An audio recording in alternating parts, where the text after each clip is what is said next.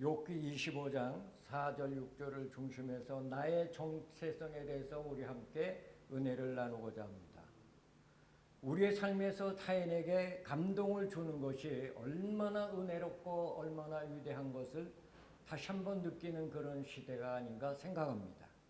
왜냐하면 우리는 너무 급박합니다. 사람들이 자기만 알고 이기적인 삶으로 타인에 대해서 그렇게 관심을 갖지 않기 때문입니다. 오늘 본문 보면 욥의 친구인 빌닷이 욥에게 찾아와서 한 변론의 이야기를 저희들은 알 수가 있습니다. 그 본문을 요약하면 하나님 앞에서는 아무도 의로운 자가 없다고 말씀하고 있습니다. 그러면서 더 나아가서 사람은 벌레와 같고 구더기와 같다고 그렇게 말합니다. 빌닷이 말한 것은 우리가 볼 때 온당한 말씀입니다. 타당한 말씀입니다. 하나도 틀린 말이 없습니다.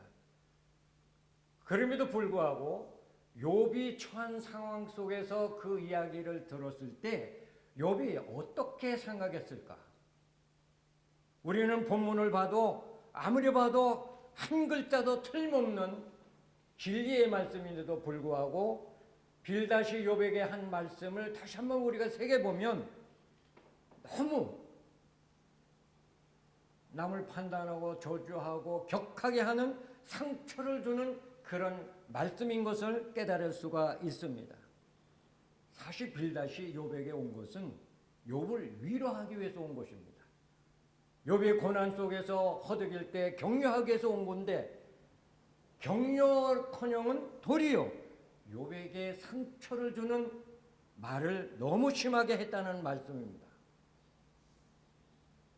사실 욥이 고난을 받는 것은 물론 죄가 있어서 받았다고 하기보다는 욥기를 보면 서에 의해서 하나님이 욥을 고난의 역경에 몰아넣는 것입니다.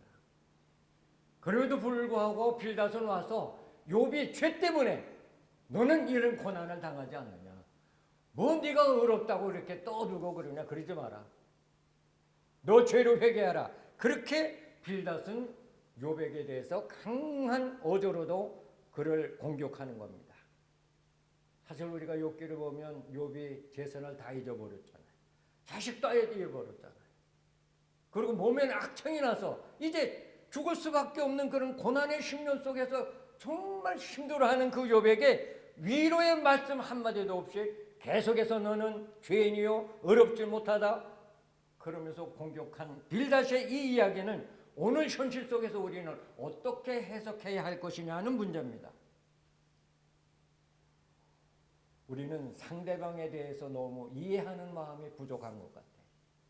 또 남에 대해서 관심을 갖고 그에게 동정하고 긍휼을 베풀고 사랑하는 것이 너무 부족한 그런 시대 속에 사는 것 같습니다. 오늘 우리의 삶 속에서 우리가 흔히 범하는 죄 가운데 하나가 뭐냐 하면 남을 판단하는 죄입니다. 바울은 로마서 14장에서 남을 판단하는 사람들에 대해서 이렇게 설명하고 있습니다. 7절 8절이 이런 말합니다. 우리 중에 누구든지 자기를 위하여 사는 자가 없고 자기를 위하여 죽는 자도 없도다. 우리가 살아도 주를 위하여 죽고 살고 죽어도 주를 위하여 죽나니 그러므로 사나 죽으나 우리가 주의 것이로다. 사실 우리의 삶은 내 것이 아닙니다. 우리는 사나 죽으나 나를 위해서 살고 죽는 것이 아니라 주님을 위해서 우리는 살고 죽는 것이기 때문에 남을 비판할 수 없다고 하는 결론입니다. 그러면서 바울은 10절에서 이렇게 말합니다.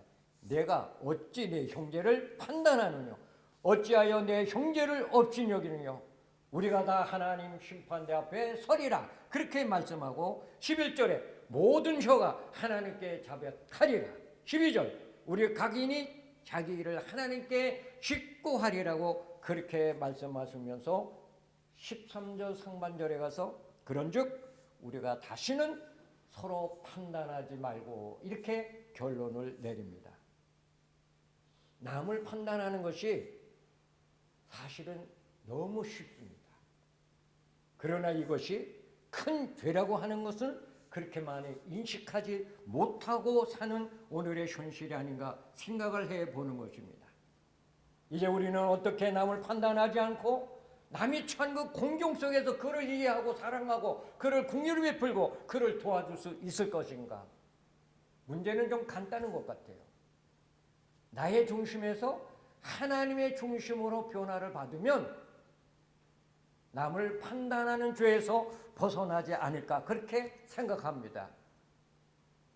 나의 중심이라고 하는 것은 항상 이기적이잖아요. 고집적이고 자기중심이고 모든 것이 자기 자랑이고 자기 잘났다 그러는 것이지 남을 이해하고 남을 사랑하는 것이 자기중심에는 거의 그러나 하나님의 중심으로 변하면 이타적인 것이 되고 겸손해지고 남을 위해서 헌신하고 봉사할 수 있는 삶으로 변화가 되기 때문에 하나님의 중심으로 사는 사람들은 남을 비판하고 싶은 마음의衝動이 생기다가도 그것을 절제하고 그를 이해하는 그러한 삶으로 나가게 된다고 하는 말입니다. 그러므로 우리가 하나님의 중심의 삶을 살기 위해서는 우리 모두가 어떻게 하면 좋겠습니까? 갈라디아 2장 20절로 다시 한번 가서 생각해 보고자 합니다. 내가 그리스도와 함께 십자가에 못 박혔나니 그런즉 이제는 내가 산 것이 아니요 오직 내 안에 그리스도께서 사신 것이라. 이제 내가 육체 가운데 사는 것을 나를 사랑하사 나를 위하여 자기 몸을 버리신 하나님의 아들을 믿는 믿음 안에서 사는 것이니라 이렇게 말합니다. 내가 십자가에 죽어야 된다는 겁니다. 그리고 나를 위해서 나를 사랑하사 십자가의 희생의 제물이 되신 예수를 믿는 그 믿음만 있으면 남을 판단하는 죄에서 벗어날 수 있다고 확신합니다.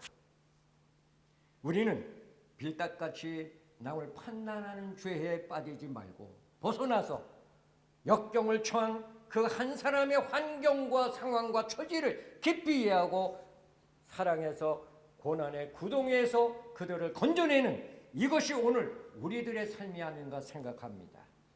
하나님께서 우리를 부르시면 우리 선택하시면 남을 위로하고 격려하고 남에게 소망을 주는 그런 감동적인 삶을 사는 하나님의 사람으로 우리를 부르지 않았나 그렇게 믿습니다.